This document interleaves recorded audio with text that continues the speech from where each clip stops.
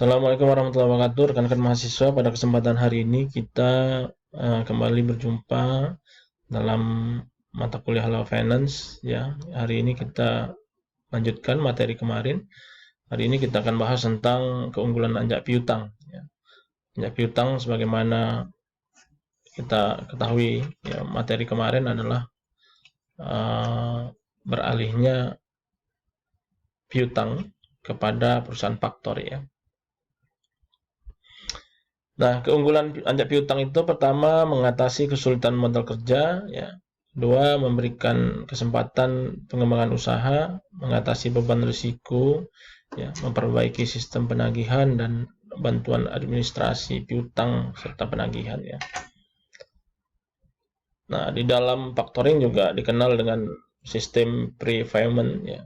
Prepayment ini adalah harga pembelian kredit yang dibayar terlebih dahulu oleh perusahaan faktor sebagai pembeli piutang kepada pihak klien sebagai penjualan piutang. Jangka waktu berlakunya factoring ini, bisnis ini sering digodongkan ke dalam short term financing, ya, yang dalam hal ini merupakan pembiayaan jangka pendek, gitu ya. Nah, piutang dagang yang dialihkan biasanya piutang-piutang perdagangan, gitu ya. Lalu di dalam factoring juga dikenal dengan kontrak aksesorir, kontrak buntutan atau kontrak lanjutan, ya, dari kontrak perjanjian pokoknya, yaitu perjanjian jual beli ekspor impor yang sudah dibuat terlebih dahulu, ya. Nah, yang keempat, biaya-biaya yang diperlukan biasanya terkait komisi factoring atau service fee atau factoring charge, ya, atau biaya bunga, ya. Berikutnya adalah jenis-jenis factoring. Dilihat dari sudut keterlibatan klien, ini ada resource factoring, ya. Factoring ini apabila pihak perusahaan faktor ternyata tidak dapat mendapatkan atau tidak penuh mendapatkan tagihannya dari pihak customer, maka pihak klien masih tetap bertanggung jawab untuk melunasi, ya. Yang kedua, without resource, ya, factoring, yaitu jenis factoring yang meletakkan beban tagihan beserta sejumlah risiko sepenuhnya pada perusahaan faktor, ya. Yang kedua, dilihat dari segi negara, tempat kedudukan, ada yang dikenal dengan domestic factoring. Domestic ini dalam satu wilayah negara yang sama, ya, para pihak. Dan kemudian international factoring ini di mana pihak customernya berada di luar negeri, ya, artinya melibatkan dua negara atau lebih. Nah, yang ketiga, dilihat dari segi pengetahuan kepada customer, ya, ada dikenal dengan istilah disclosure factoring. Factoring ini yang pengalihan piutangnya kepada perusahaan faktor diberitahukan kepada customer, ya. Ada juga selain itu ada undisclosed factoring. Factoring ini di mana pengalihan utang itu tidak diberitahukan kepada customer, ya. Hal ini juga sering disebut dengan confidential factoring. Yang keempat, dilihat dari segi sarana pengalihan, ada factoring dengan account receivables, ya. Dalam hal ini dokumentasi yang dialihkan kepada perusahaan faktor itu oleh klien adalah bukti-bukti hutang, ya, dalam bentuk akun. Kemudian factoring dengan promissory notes ini biasanya pihak customer mengeluarkan surat sanggup bayarnya, ya, atas hutang-hutang terhadap pihak klien. Yang kelima, dari segi service, ya, service yang diberikan, ya, ada maturity factoring. Maturity factoring ini perusahaan faktor hanya memberikan jasa penata bukuan, proteksi dan pengontrolan kredit dan pengalihan, ya.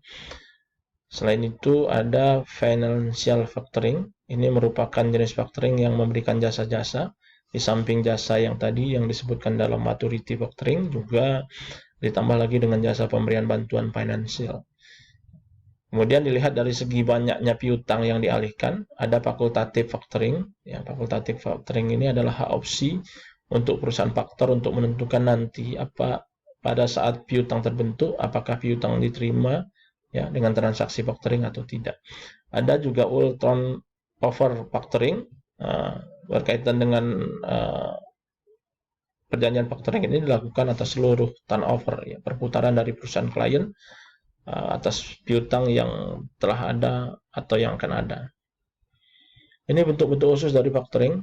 Kan mahasiswa ada bulk factoring, ya, merupakan jenis factoring di mana klienlah yang bertanggung jawab untuk melakukan penagihan, tetapi tagihan-tagihan tersebut masuk ke akun pihak perusahaan faktor. Ada kemudian agensi factoring, ya.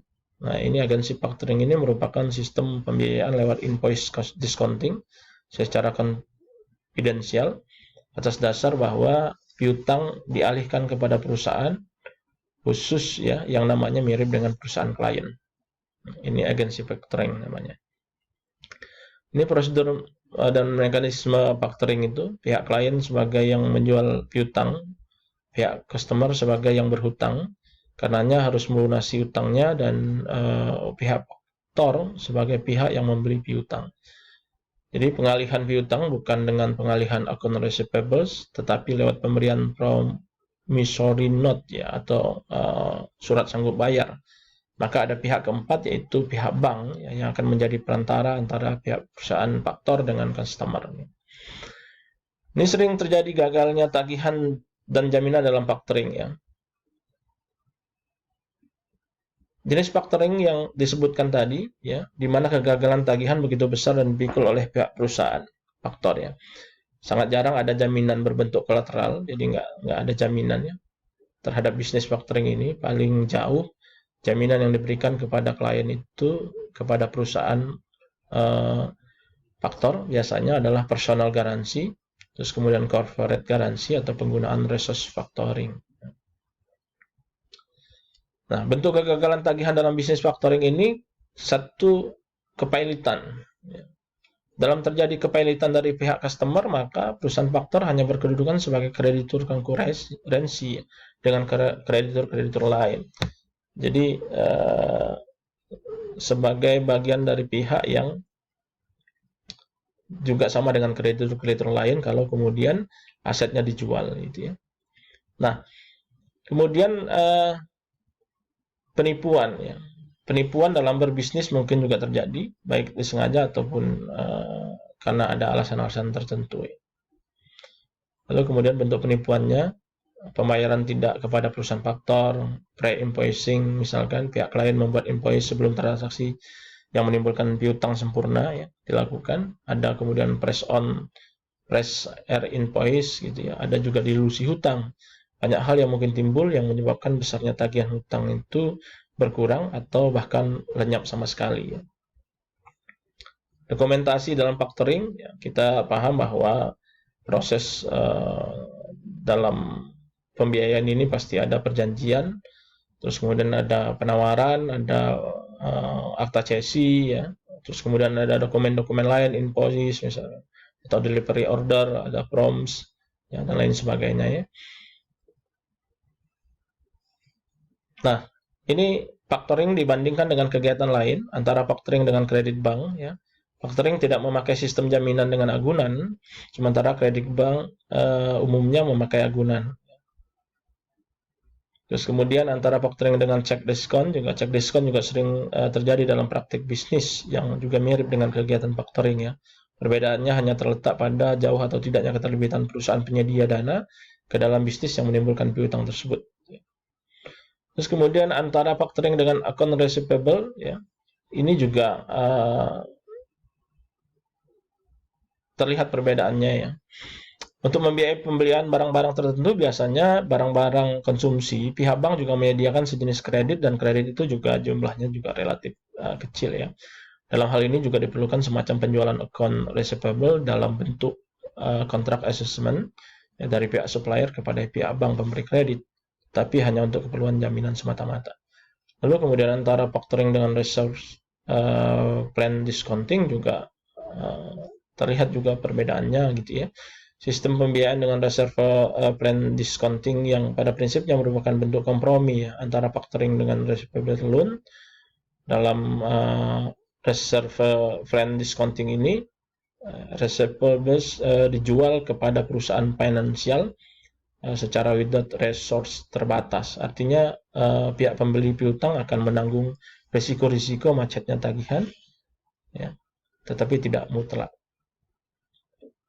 Yang kelima, antara factoring dengan LC. Ya. Pada prinsipnya LC hanya satu sistem pembayaran terhadap ekspor impor yang hanya dimaksudkan sebagai garansi bank ya. Sementara factoring pada prinsipnya merupakan pendanaan, pengelolaan piutang dan penagihan yang sampai batas-batas tertentu juga ikut terlibat dalam transaksi sebagai para pihak dan ikut menanggung risiko-risiko tertentu ya. Terus kemudian antara factoring dengan debt collector, kalau jasa debt collector itu hanya dalam bidang penagihan dan tanpa harus menanggung risiko-risiko finansial, ya, tetapi jasa factoring di samping bidang penagihan diberikan juga jasa di bidang financing dan pengelolaan kredit. Ya. Nah, ini mengenai factoring internasional.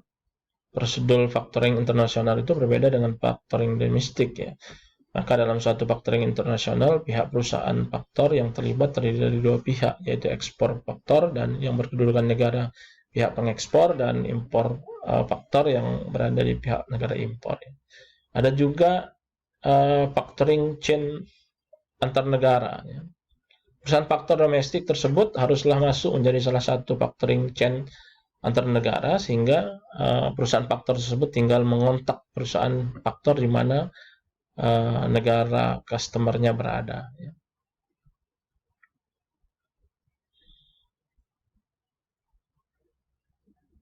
Nah, ini aspek hukum internasional. Ya. Karena demikian berkembang pesatnya factoring ini, maka perlu ya, dikaji bahwa bagaimana kemudian aspek hukumnya, ya, termasuk rentannya terhadap timbulnya dispute, maka semakin hari sengketa-sengketa pun semakin meningkat ya, baik kualitas maupun dari segi kuantitasnya. Oleh sebab itu sudah semakin terasa pula bahwa kepentingan akan adanya aturan yang seragam dan itu berlaku untuk seluruh dunia atau secara internasional gitu ya. Nah, di Inggris, jalur informasi untuk klien mengenai data perusahaan faktor bergerak secara internasional sebagai berikut. Ada sistem Factel namanya. Ya. Sistem Factel ini ada satu sistem yang melacak informasi oleh klien mengenai data tentang perusahaan faktor yang bergerak secara internasional lewat apa yang dikenal dengan sistem Factel. Ya, sistem Factel ini disediakan oleh International Factor di Inggris yang memberikan free service ya, kepada klien dari International Factor lewat jaringan telepon dan televisi. Ya. Ada juga sistem Packflow. Ya. Sistem Packflow ini digunakan melalui jaringan IBM, personal komputer, modem, dan jaringan telepon. Ya. Juga ada sistem CenturyLink. Ya. Sistem ini memberikan data kepada klien secara fresh, ya, karena data yang ada selalu diupdate secara berkesinambungan. Servis juga secara free, kecuali untuk biaya komunikasi lewat network telepon gitu ya. Ini rekan-rekan mahasiswa yang dapat saya sampaikan pada kesempatan hari ini. Mudah-mudahan kita bisa memahami bagaimana kemudian keunggulan, ya kelebihan, kekurangan daripada ajak piutang ini. Dan semoga dapat membantu rekan-rekan mahasiswa dalam menambah ilmu pengetahuan ya. Mungkin itu dari saya dan saya Eri. Wassalamualaikum warahmatullahi wabarakatuh.